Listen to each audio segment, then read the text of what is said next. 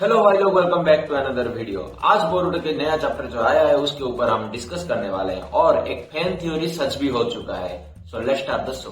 Last chapter में ऐसा हुआ था कि बोरुटो को लग गया था जुरा का अटैक और वो घायल हो गया था और शिकामारू आके हेल्प करने की जगह उसे हैंडकफ पहना देता है। तो ये चैप्टर शुरू होता है इंटरोगेशन रूम से।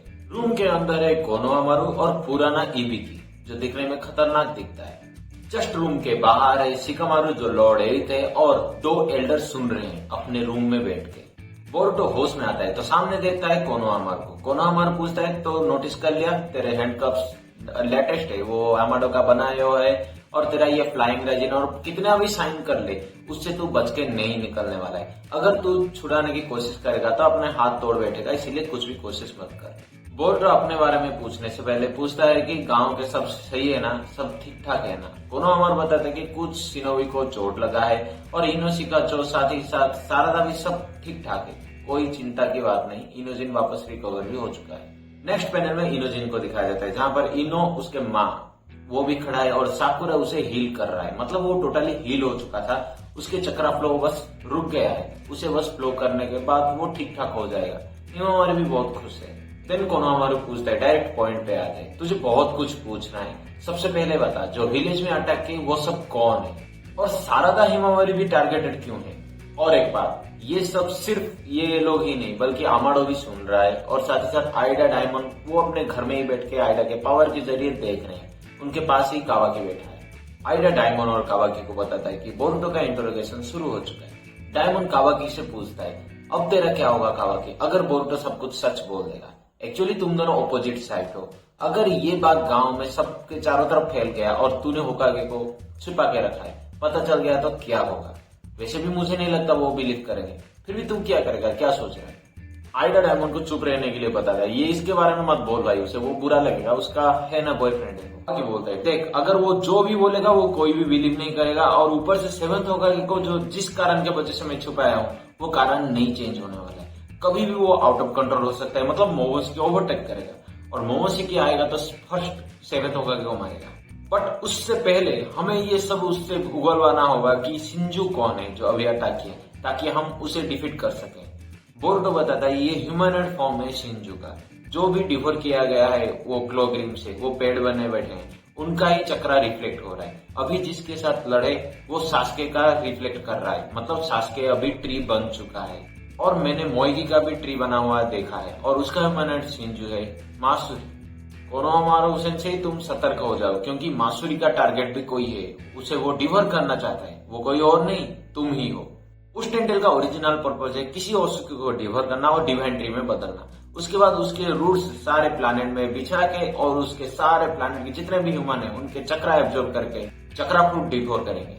और उन्हें सिर्फ बीस्ट कहलाना कोई सही नहीं रहेगा क्योंकि उनके पास इंटेलिजेंस भी आ चुका है, एक्सपीरियंस, इंटेलिजेंस, नॉलेज सब कुछ आ चुका है। कोनोहामारू पूछता है मुझे सारदा और हिमावारी को खा के और भी इन्फॉर्मेशन चाहते हैं क्या, हमारा जो इन्फॉर्मेशन है उन्हें शेयर हो जाएगा। बोरुटो हाँ बोलता है, वो वही करना चाहते हैं और उनका लीडर है जुरा जो बहुत दूर था, उसका कोई प्रोटोटाइप नहीं है। जैसे सास्के का ये था ना, किसी को डिवर किया था एक क्लॉक्रिम और सास्के का प्रोटोटाइप बना, मतलब शिंजू बना, वैसा जुरा का कोई भी नहीं है, वो खुद टेंटेल का इनकारनेशन है। अगर हम जुरा को मार देंगे तब भी ये प्लैनेट डिस्ट्रॉय करके रहेंगे, बाकी सब जो है। कोनोहामारू कहता है तू कॉन्फिडेंटली कैसे बोल सकता है और तुझे पता कैसे चला, किसने बताया तुझे। पहले तो तू ट्रेटर है, अगर तू बताएगा किसने बताया वो ट्रस्ट वर्दी है तो हम तेरे बात पे विश्वास करेंगे। बोरुटो बताता है एक आदमी है जो मुझे ये सब बताया है और मैं उसका पता नहीं बताऊंगा, मतलब कौन बताया वो नहीं बताएगा, अगर बता दिया तो उसके जान को खतरा है। कोनोहामारू वही बात बताता है, देख भाई तू विलेज का ट्रेटर है, तेरे बातों पे हम विश्वास नहीं करेंगे, कोई तो होगा जिसपे हम ट्रस्ट करेंगे, जिसने तुझे बताया वो बता दे बस। बोरुटो बोलता है कि मुझे पता है तुम सब मुझे मारने वाले हो, पर क्यों नहीं मार रहे हो, सिर्फ और सिर्फ इस इन्फॉर्मेशन के लिए, तुम्हें इन ओसुकी के इन्फॉर्मेशन चाहिए।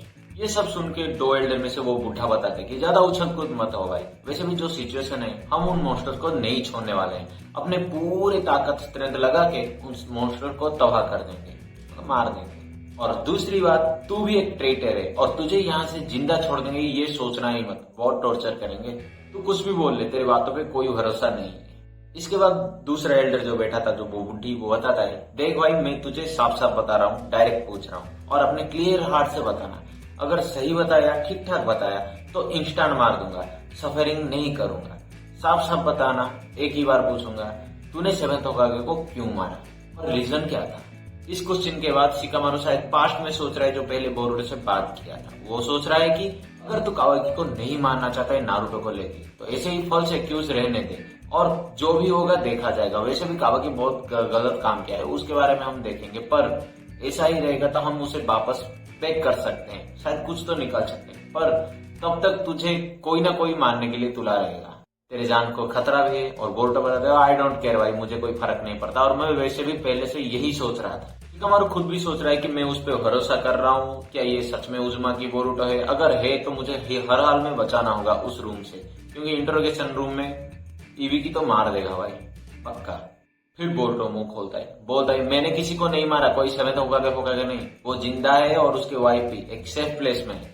अब ये सुनने के बाद सब वही पूछेंगे कि वो कहाँ पर है, बता दे। और बोरुटो भी साफ साफ इनकार कर देता है, भाई मैं नहीं बताने वाला। एल्डर्स बता रहे हैं कि ऐसे झूठ मत बोलो अपने आप को बचाने के लिए। बोरुटो भी बोलता है कि मैं झूठ नहीं बोल रहा हूँ, मैं बस बता रहा हूँ कि मैं नहीं बताऊंगा वो कहाँ पर है।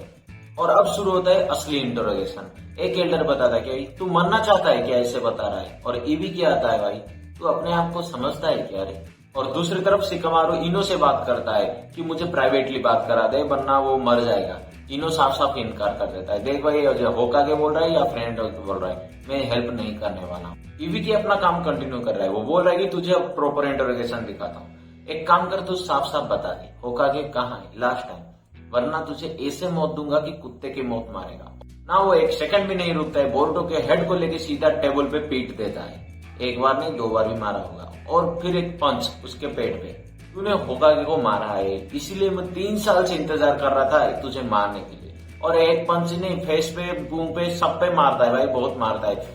जो काम टेंटेल ने नहीं कर पाया, मतलब जूरा को छोड़ के, वो इविकी ने कर दिया। शिकामारू रोकने के लिए बोलता है और मिसुकी को बुलाने के लिए बोलता है, क्योंकि उसके जहर की वजह से वो साफ साफ सच बता देगा। कोनोमारू वार्न करता है कि शिकामारू ऐसा मत करो भाई, मिसुकी मर्डर करने के लिए तुला हुआ है, अगर थोड़ा इधर उधर हो गया तो वो सीधा मार देगा और हमें सच्चाई पता भी नहीं चलेगा। पर शिकामारू वो तो लॉर्ड होकागे है ना, मैं रिस्क लेता हूँ भाई, तू उसे बुला पहले।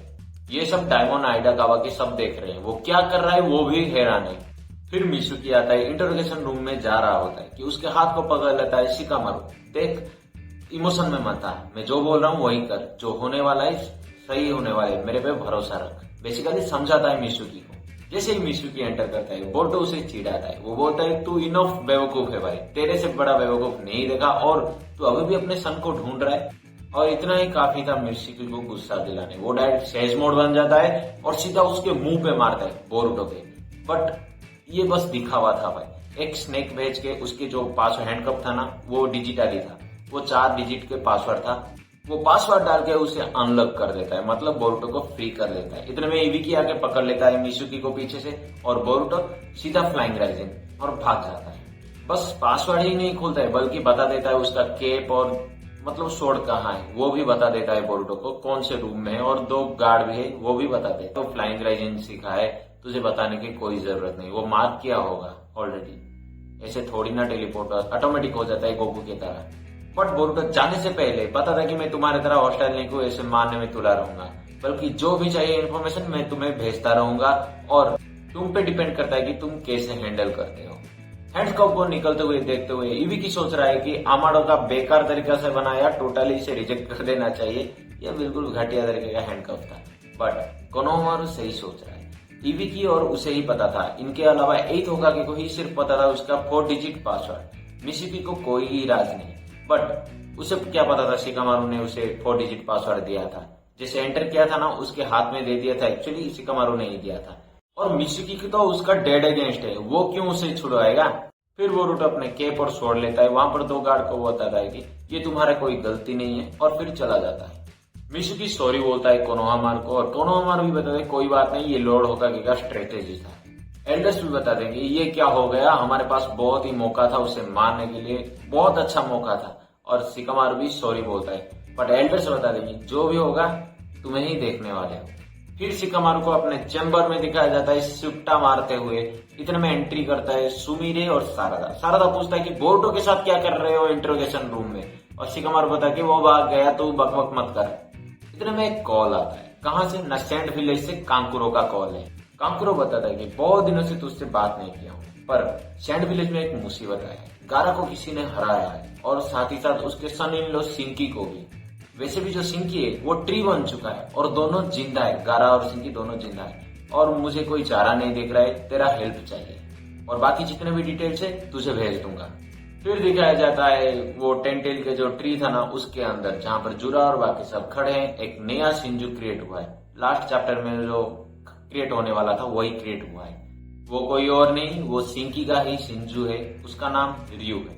और ये लास्ट का जो स्टोरी है ना, जो गारा डिफीटेड हुआ और सिंकी का एक शिंजू बन गया, वो बहुत पहले से ही एक फैन ने थ्योरी बनाया था।